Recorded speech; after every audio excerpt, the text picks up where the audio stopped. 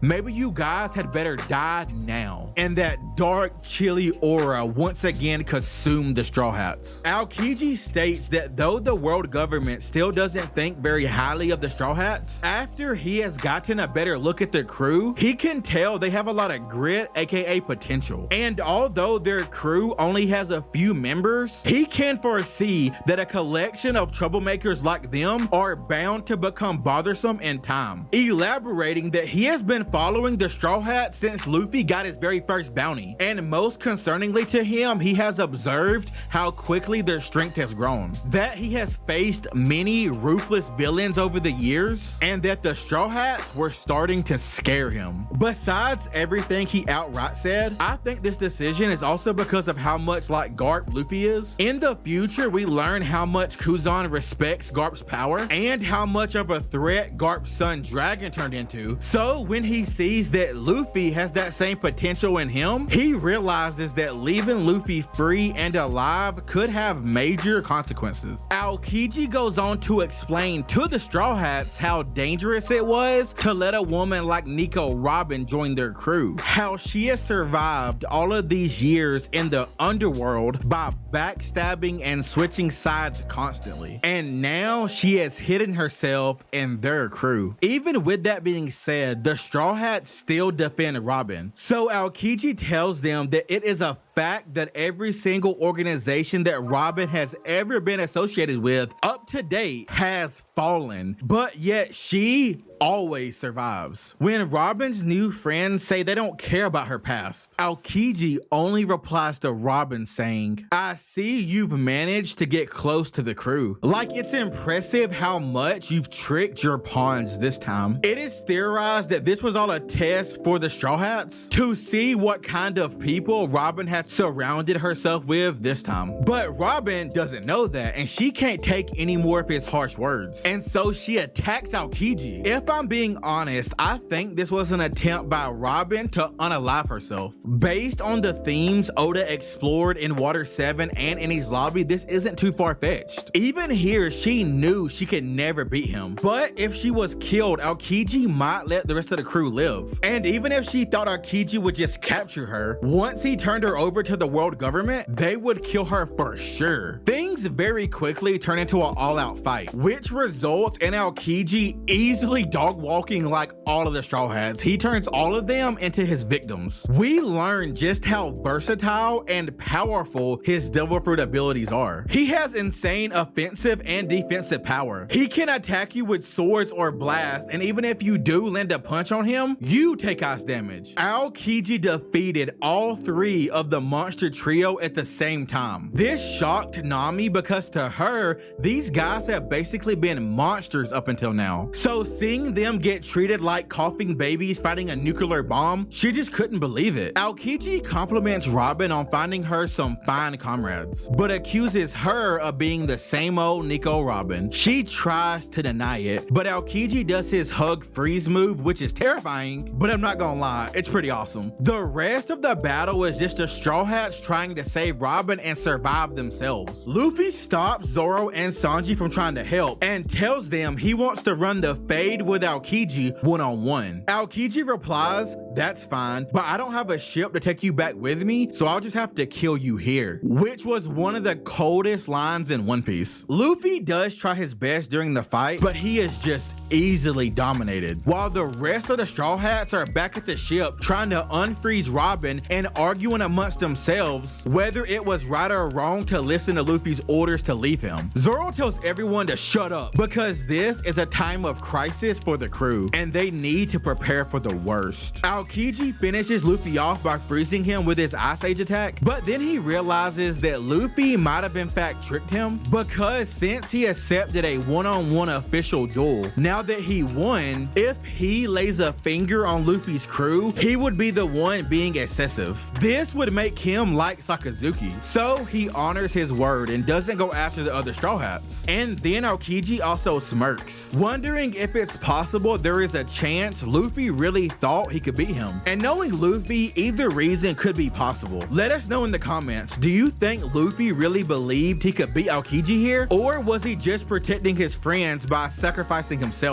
Aokiji's final words to Luffy is warning him one more time about Robin and letting him know he could effortlessly kill him right here. But as he walks away, he says one of the reasons he is letting Luffy live is because Luffy took care of Crocodile, and so he owed him one, and now they're even. The Crocodile comment shows that beneath his lazy demeanor, Aokiji is really tapped into the real goings of the world. Remember, the official Marine story wasn't wasn't that the Straw Hats liberated Alabasta, but that it was Smoker and Tashigi. The reason this encounter was so important to analyze thoroughly is because it was peak unsure Kuzan. Kuzan is getting closer to finding his true resolve, and in a series all about how the strength of one's will is the key to the character unlocking more power and accomplishing their dreams. Once someone like Kuzan stops wavering and decides his true ambition, he will become even more dangerous to those that oppose him, if not borderline unstoppable. And if you want to help us, the Pirate Diaries fleet, also become unstoppable in chasing my dream to become the Pirate King of YouTube, just like this video and subscribe to join the crew. The like goal will be 221 likes. We're almost at 25,000 subscribers and we aren't stopping till we pass the Yonkos of One Piece Tube. After the Long Ring Longland arc, the Straw Hats pretty quickly stumble into the events of the Water 7 and Enies Lobby arcs. We all know how important these arcs are to Robin's character development, which ties them into Kuzan's, but I'll save a real deep dive into those arcs for my Nico Robin analysis video, so let me know if that's a video y'all are interested in. For now, just know that at the end of Long Ring Longland, Kuzan discovered that the Straw Hats were going to Water 7 next, and doing his job, he did call Spandam and inform him that Robin was on her way to Water 7. Spandam then purposely waited for Robin to arrive to threaten her with and summon a Buster Call, just to torment her both mentally and physically. He also revealed to Robin that it was actually his father that Buster called O'Hara whenever Robin was a child. I know I said I was going to keep the Robin talk to a minimum, but I just really hate Spandam, and it was so satisfying watching Robin snap his spine. Aokiji comes back into the picture after the Straw Hats defeat the seemingly invincible CP9, rescued Robin, and escaped the Buster Call. Aokiji was seen witnessing the aftermath of their Enies Lobby raid, where he says that the Straw Hats had passed his test beyond his expectations. This is more proof that Kuzan really be on some Blackbeard level Machiavellian scheming and puppet mastering. Kuzan's chill demeanor makes both fans and One Piece characters not take him serious enough. And so keep watching to the end of this video because I will prove that is a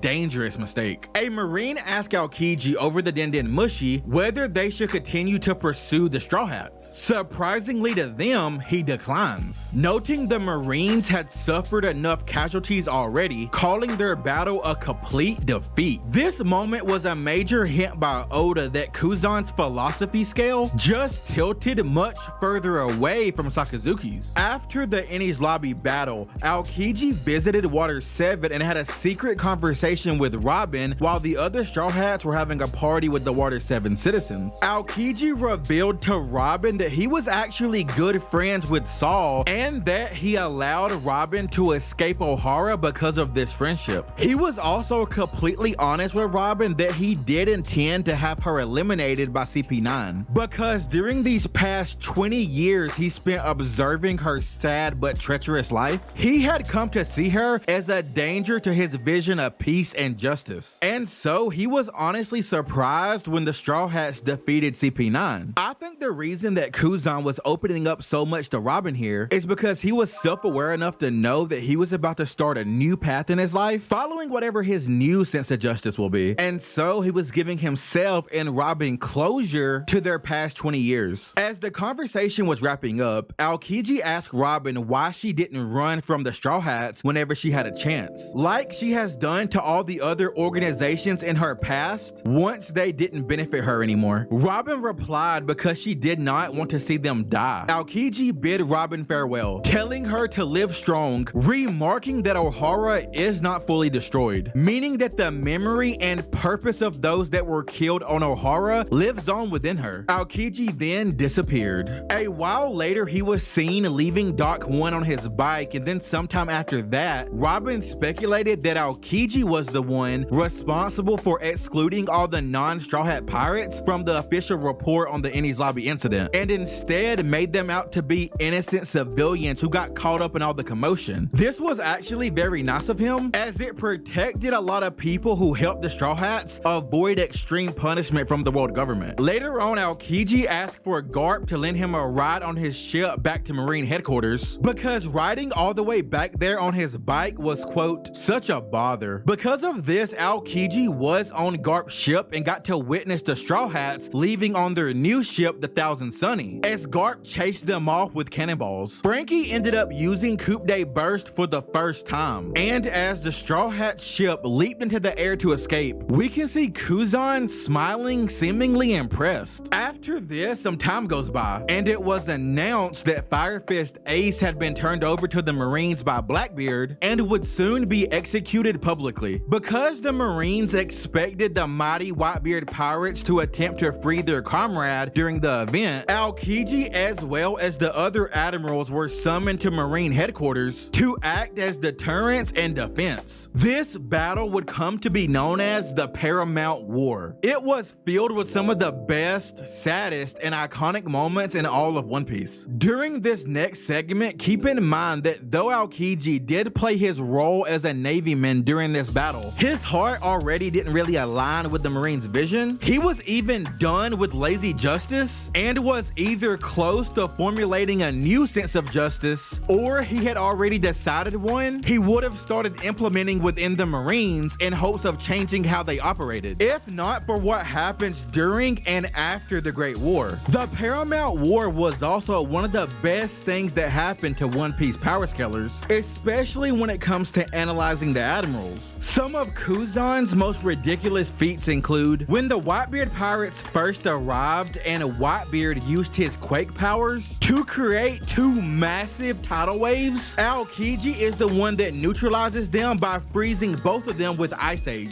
Then he attacks Whitebeard and gets into a 1 versus 1 with the Yonko. Just having the cojones and skill to go blow for blow with Whitebeard is already impressive, but on top of that, Whitebeard's Devil Fruit is actually one of the few that's a good counter to Kuzan's, because the vibrations are good at shattering ice. This may actually be a problem for Kuzan in the future if my theory for him we are about to get to plays out how I think it will. But anyway, next Aokiji froze the entire bay of Marineford, which stopped all the pirate ships from moving. Like I said earlier, he seems to have endless stamina with his ice manifestation. Aokiji also later froze the almighty Buggy and his subordinates on Sengoku's orders. A little while after this, Whitebeard begins to really rage and then fires off a shockwave towards the execution platform. All three admirals raise their hands to block the attack. Aokiji mutters how this is all Akeunu's fault for not raising the encircling walls in time, and Akeunu argues that Aokiji's ice is the problem, further establishing that these two are intrinsically at odds to their core. In the second half of the war, Aokiji does have a few more moments that are relevant to this video, like how at one point Aokiji tells Luffy that he is still in debt to his grandfather, but that he has no choice but to kill him since Luffy has chosen the path of death for himself. He then stabs Luffy through the shoulder with his ice saber before being interrupted by Marco. Aokiji even clashed with a fired up Ace toward the end of the war, but I still don't think he really wanted Ace to die, because when Akeunu killed Ace how he did, we see Aokiji show a solemn expression after witnessing it. After Whitebeard's death, Aokiji froze the sea once again in order to prevent the pirates from escaping Marineford. When Jinbei, who is trying to help Luffy escape, notices the sea is frozen over, Aokiji apologizes to Jinbei. Then once the Heart Pirates take over the Luffy rescue, Aokiji does attempt to freeze them, but he does stand down when he feels like they are likely to elude him. Now, to summarize the psychological effects that the Paramount War had on Kuzan as simple as possible, it made it a fact to him that the Marines have to change their way of doing things, and that Sakazuki had become a total madman. One of the most iconic moments from the war was when red-haired Shanks suddenly appeared and stopped Akeunu from killing his fellow Marine Kobe. And why was Akeunu attacking his subordinate? Because Kobe dared to say that there was no point in any more senseless killing, claiming it is clear that the Marines had won this war, and that instead of chasing pirates who have no more will to fight, they should be using their resources to treat their wounded comrades that are their friends and have families waiting at home for them. The Marines had also suffered a large number of casualties during the war, but there were still a lot of lives that could be saved if they acted in time. Akainu saw this few seconds of time Kobe wasted as a severe violation of his absolute justice and deserving of a death sentence. And don't forget, Akainu had already killed another Marine before the battle even started for having butterflies about the impending war, which Kobe also witnessed, by the way. Akainu had fully become the manifestation of justice driving a person mad that Kuzan mentioned back on Ohara. And I find it interesting that Kobe's speech was a more in-depth version of Kuzan's post any lobby's raid speech about not chasing the Straw Hats in order to preserve unnecessary death. I'm positive seeing a criminal pirate value a Marine life more than an admiral solidified to Kuzan that he would rather die than see the Marines go down the path of Sakazuki's twisted sense of justice. This leads us to one of the most shocking revolutions we got after the 2-year time skip. Admiral Aokiji had resigned from the military and was now a member of the Blackbeard Pirates. This was one of the most flabbergasting and confusing reveals to ever happen in One Piece, because it just did not make any sense based on what we had came to know about who Kuzan was. So what happened? Well, the first major event that led to this was that immediately after the war, Fleet Admiral Sengoku retired from his position, and he actually nominated Kuzan to be his replacement. Likely feeling out of the 3 options, Kuzan had the most just moral compass to lead the Marines into a new and better future. But unfortunately, despite Sengoku's support for Kuzan, many of the upper brass of the world government preferred Sakazuki's style of doing things, and they all nominated him for the Fleet Admiral position. Kuzan strongly opposed Sakazuki becoming the Fleet Admiral, and the two decided they should have a life or death battle for the right to the position. The fight happened on the abandoned island of Punk Hazard so that they could go all out without worrying about collateral damage. And man, was this the greatest fight we never got to see. The most epic of off-screen peace battles. However, thanks to Smoker in chapter 658, we learned that their fight lasted 10 whole days and was so ferocious it literally changed the climate and geography of Punk Hazard Island. So yes, they are the reason the island looks like a Pokeball now. At the end of the long battle, even though they had both received lifelong scars, Sakazuki did end up the winner. But even Mr. Absolute Justice couldn't bring himself to kill his longtime comrade. So Kuzan did get to keep his life. Though the fight did cost him a leg, he currently uses his ice powers to substitute the missing limb. After this battle is when Kuzan resigned from the Marines altogether, not being able to bring himself to work under the now Fleet Admiral Sakazuki. He basically had lost a battle of will to Sakazuki, but I think that's because Kuzan had still not found his actual purpose yet. And once he does, I think it will lead to a rematch. I explain how all of this will happen in my theory segment of this video. After leaving the Marines, Kuzan becomes a vagabond of sorts. And pretty early on into his new adventure, he meets a large penguin named Camel, and the two of them become traveling companions, which is awesome because penguins rock, especially giant ones. In chapter 699, Kuzan saves Smoker from being killed by Doflamingo, freezing him. Here, Kuzan has an even more stoic energy about him than normal. Dofi was able to free himself, but decided that it was in his best interest to not fight Kuzan. And so he begins to walk away, but then Dofi asks if Kuzan will just tell him one thing. Where does he stand now, and just what is he now? Dofi says the rumors he has heard are not good. Kuzan doesn't answer, and so Dofi flies away with his mates. Kuzan quickly calls for help to treat Smoker's injuries. The two of them are or was close friends. We actually seen them hanging out right after the war. Oh yeah, I need to point out one more thing about Doflamingo. He is incredibly smart and observant. Anytime he speaks, viewers should be paying attention because it will become relevant at some point in the future. And here, as he is flying off, Dofi tells Baby 5 and Buffalo that Kuzan may be acting like it, but he is no simple wanderer. He is a man that has made his mind up about something, and that is a fact. Now, before Kuzan departs off again, him and Smoker have a discussion about where Kuzan is in his life right now. Kuzan tells Smoker that he, quote, never thought the world government was the be-all, end-all, and that more than that, there are some things you can only see when you're independent. These statements will be incredibly important in the future. Smoker thinks for a second and says that he was a dead man just now, and Kuzan replies, then I guess it was fate that brought me here, which prompts Smoker to ask what he really wanted to know. Why are you here? Kuzan replies, to see you, but Smoker responds to that saying, yeah, but how did you know I would be here? And then insinuates that Kuzan must have been forming and using black market connections. This is another thing Kuzan doesn't answer, but he gives off the vibe Smoker is correct, and then states, I'm just me, Smoker, trying to reassure Smoker that he was still himself despite his questionable actions as of late. Kuzan finishes his conversation with Smoker by warning him to keep an eye on Doflamingo and gives some advice on what Fleet Admiral Sakazuki should do next to avoid a future calamity. He then tells the G5 Marines there to keep the fact they saw him a secret, and he heads off. It was a while after this that we hear from Kuzan, besides on the cover of chapter 836 where he was just chilling with Camel, eating barbecue and reading the newspaper. Now here is where things start to get really interesting. We may not know all the things that Kuzan got into after this day, but what we do know is about 1 year after leaving the Marines, Kuzan encountered some of the Blackbeard Pirates at a random bar in the New World. The pirates dumbly started a confrontation with Kuzan, which led to Kuzan straight up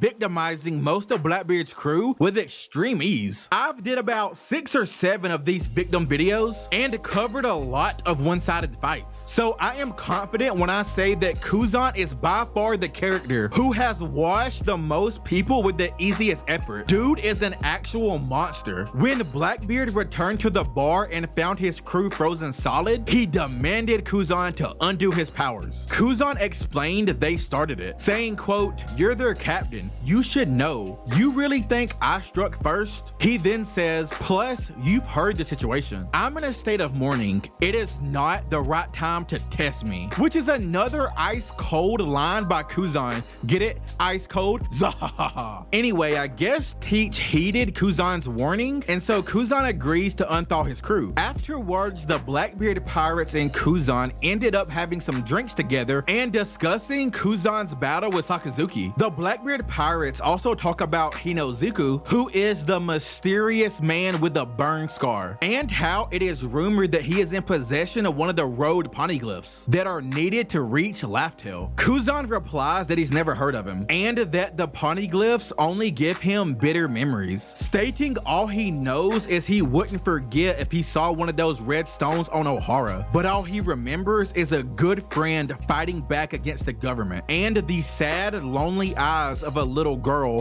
whose fate rested in his hands. Right after he says this, Lafitte almost calls the Blackbeard Pirates' adventure to end right there, because he suggests to Blackbeard that they should kill Kuzan and take his devil fruit. Kuzan overhears the conversation and becomes furious, basically saying, let's go then, I'll send you all to a frozen hell. Blackbeard starts screaming, whoa, calm down, and he apologizes to Kuzan, saying that his man made a stupid suggestion. It's fascinating to see that even the deadly Blackbeard would prefer to not fight Kuzan. Blackbeard then proclaims that his intentions are actually the opposite, that he wants Kuzan to ride with them. Blackbeard's crew claims Teach has lost his mind asking this, but Teach keeps on with his pitch, telling Kuzan that he is out of a job and speculating that he doesn't have anything else lined up. He then asks Kuzan, what is he gonna do? Just get chased around by the powers of justice? In our world, justice takes a different form. Kuzan replies, watch yourself. Just because we shared a few drinks doesn't mean I trust any of you. Teach, who is now really feeling himself, says that is the point. You got the wrong idea about pirates. Nobody said we were all the best of friends. The only thing pirates need is an alignment of interest. Blackbeard ends his speech with a simple but powerful question. You are a free man. What do you want, Kuzan? Teach was basically saying that Kuzan, over here, you can chase whatever your true interests are. You'll just be doing it under our flag. But we pirates won't stop you from living however you want to live, which is the total opposite of working under the world government. Now, I'm not gonna lie to you, that was one hell of a pitch. I very much respect Teach's recruitment game. I mean, I did do a whole 38-minute video about how brilliant Blackbeard is and how one of his best talents is taking advantage of powerful people at the exact moment they could be convinced to join him. And so it is possible Kuzan just liked what he heard and became Blackbeard's 10th Titanic captain. End of story. But for me, the more I reread this scene, I get the feeling that Kuzan is actually the one manipulating Blackbeard. The phrasing of almost every line by Kuzan seems like he is baiting Blackbeard to ask him to join his crew. And because it was already established by Smoker that Kuzan is tapped into a black market network of people who can track down anyone's location, I don't think it was a coincidence that Kuzan ended up at that bar at that time. Plus, Kuzan admitted during his conversation with the Blackbeard Pirates that he already knew they were hunting down powerful devil fruit users, meaning it would be easy to bait them into a confrontation that would lead to a conversation with Teach. But why do all of this? Well, I'll tell you. Just keep in mind that Kuzan has had more screen time and character development than all the other admirals combined, and on top of that, his story arc is directly tied to one Straw Hat through Robin and indirectly with another Straw Hat through Luffy and his grandfather. Knowing Oda, I really doubt he did all of this meticulous planning with this character, tied him to so much One Piece lore, and even gave him a flashback story for Kuzan just to end up a commander fighting for Blackbeard's dream. And guess what? I think Oda just confirmed my overall theories for his plans with Kuzan with this one specific panel. And I'll reveal how. Just know from here on out, there will be spoilers if you're not caught up to the manga. Most of it is just happening in the anime, but not all. And so if you don't want to risk it, I understand, and I still appreciate your support for watching this far. First, I want to reference one of the missions Kuzan carried out on behalf of Blackbeard. And that's when him and Van Augur went to Coco Island to kidnap Pudding. Charlotte Cracker tried to stop them, but he just got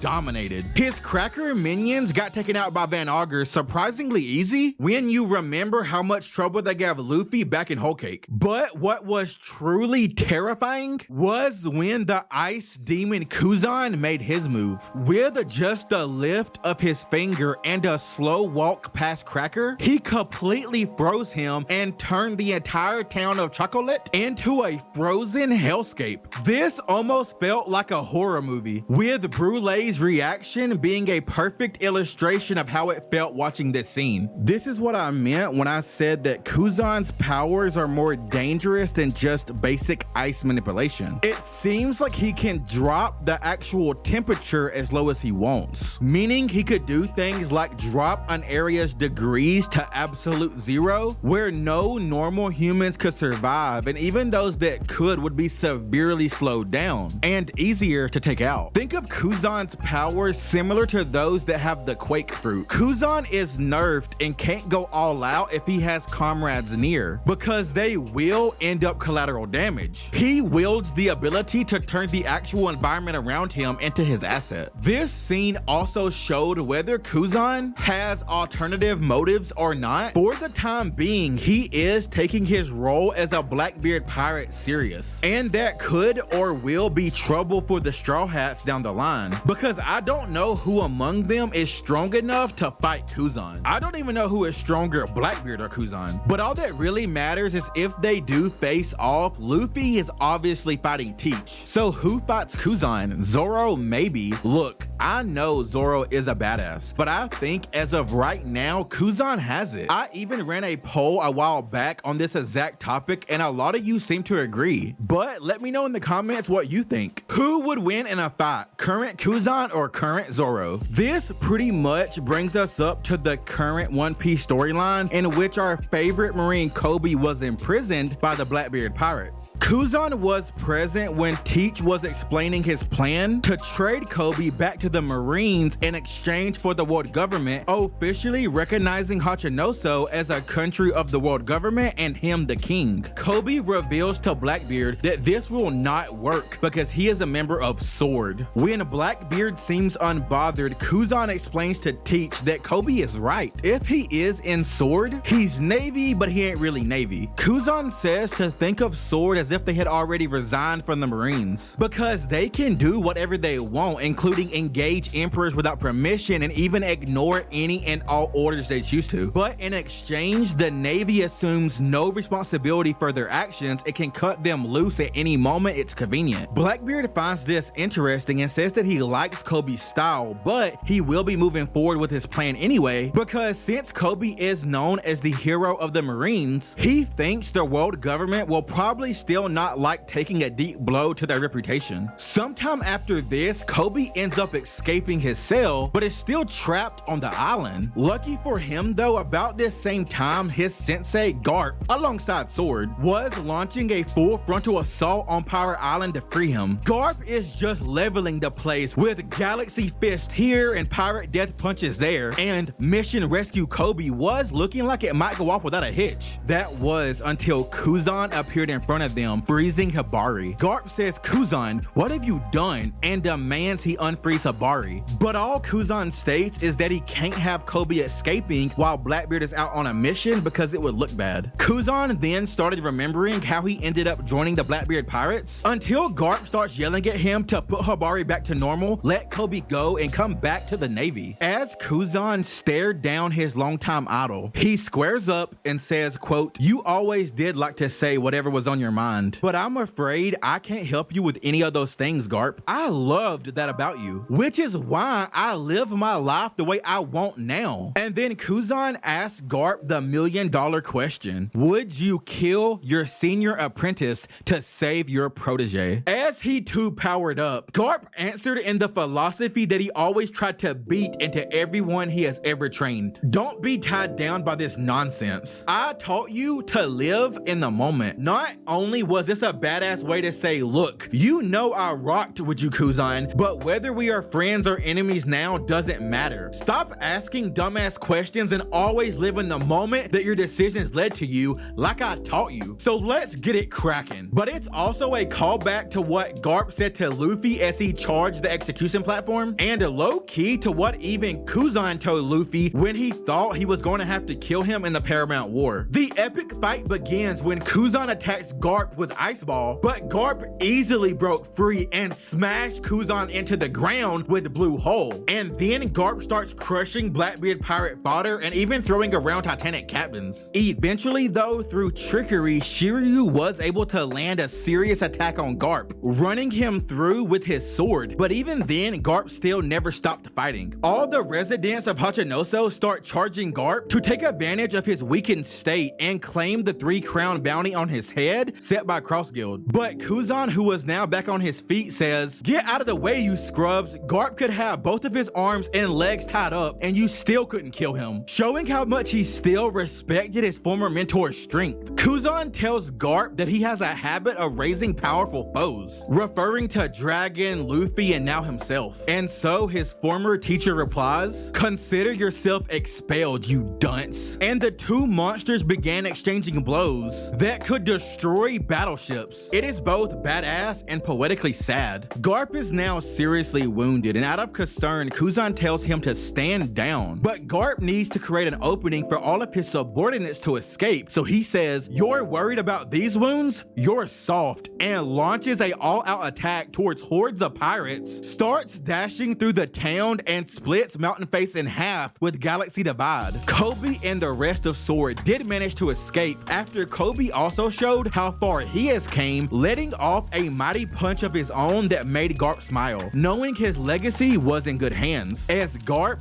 didn't intend to flee. Instead, he would stay behind and fight. Kuzan and the other Blackbeard pirates ultimately overwhelmed the hero of the Marines, aka Garp the Fist. It's made clear they wouldn't have been able to win without Kuzan, who stabbed Garp through the shoulder with a huge icicle. But I still find it hard to ever call Garp a victim. As the Blackbeard pirates converged around the seriously wounded but still laughing Garp, Kuzan has this cold, solemn look on his face. Now, let it be known that I love Garp, and I definitely think he lived up to his hype, but I do feel he was kinda wrong here. Not for trying to save Kobe, but for trying to bring Kuzan back to the Marines and turn him into a Garp 2.0. In a way, besides whatever is going on with him and Sword, Garp basically practices lazy justice. He never bucked the system too hard. Garp does hate the world government, but he never went far enough as a rebel to create the changes he likely wanted to see. Kuzan was right when he said there were certain things in this world you can only do independently, which is likely what Dragon, who also used to be a Marine, thought as well. This is why I found the next time we see Kuzan to be so interesting. At the end of chapter 1121, Vegapunk's pre-recorded message is ending with the proclamation that the fate of the One Piece world would be decided by whoever was able to claim the One Piece. And then Oda shows us the final 12 people that are contenders for the legendary prize listening and readying up. Some characters are shown that we expected to see in the final running, and some we didn't. But the first thing I thought was, why did Oda put both Blackbeard and Kuzan on this page if Kuzan was truly a subordinate to Blackbeard? I mean, there is a reason we don't see any other Straw Hat up there, and that's because yes, they all have their own dreams, but the overall goal is to get Luffy the One Piece. I wholeheartedly believe, based on who I know Kuzan to be, he would never allow someone like Blackbeard to decide the fate of this world, because his entire life and every hard decision he has ever had to make is about him trying to shape the world in a way that aligns with his own sense of justice. And just because he couldn't do that through the current Marine organization doesn't mean he has given up on that dream. As a matter of fact, he outright said that to Smoker. With all of this being said, my belief is Kuzan is using Blackbeard as a means to an end, because he saw Blackbeard as one of the front runners for the One Piece that he both couldn't let get it, but also as someone he felt like he could manipulate. That's right, Kuzan manipulated the master manipulator. So at some point, whether they fight or not, I believe Kuzan will break off from the Blackbeard Pirates in an attempt to claim the One Piece for himself, which would also lead to Kuzan's other storyline coming into completion. And that's a rematch with his rival Sakazuki, who was also on that double page spread, by the way, and this time Kuzan will win. Honestly, I could even see a world where even if he doesn't claim the One Piece, because Luffy probably will, when the story ends, Kuzan will be the head of whatever version of the Marines exists, and Kobe will be an admiral, which would also be cool to see, because that would make Garp's legacy and impact on the One Piece world even more legendary. His senior apprentice and his protege working together to shape new justice. I really do think Kuzan is perfect to be in charge of justice in a post-found One Piece world. But what do you think? Does any of this sound possible? Would Kuzan even make a good fleet admiral position holder? There is only one thing I know for sure, and that's just like Kuzan, you are the coolest for making it to the very end of this video. So comment ice so I know you made it, the word or an icy emoji.